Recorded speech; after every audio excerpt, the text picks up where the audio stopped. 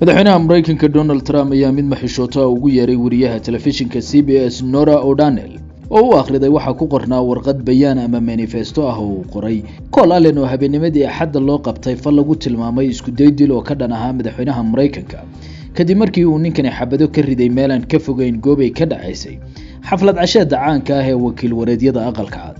Nora ayaa Trump oo u warramay barnaamijka 60 Minutes soo akhriday manifestada ninkan oo u qornayd I'm no longer willing to permit a pedophile, rapist, and traitor to coat my hands. ma aqbali doono mar dambe in carruurku xadgudbe kufsade iyo khiyaanoola ahi hortayda ku sii wato dunuub falidiisa.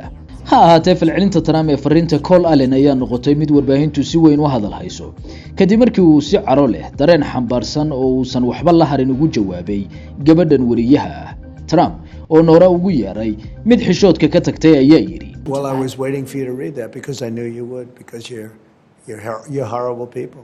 hagaag waa sugayay inaad akhrido waayo waan ogaa inaad taas samayn doontaan sababtoo ah waxaad tihiin dad aad iyo aad u xun.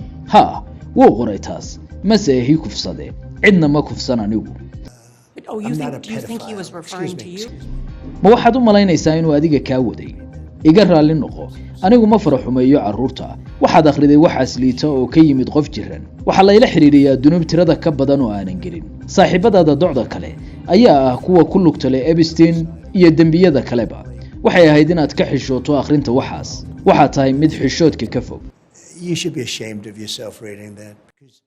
inkastoo hadallada qallafsan ee Trump kala hortago suxufiyiinta weydiiya su'aalaha waaqica ku dhisan yihiin kuwa aan cusbayn haddana tan falcelinta dhalisay ayaa ah sida carada iyo cayda isuwan ah ee uu uga jawaabay fariinta ninkan la sheegay inuu khaarajintiisa damacsanaa.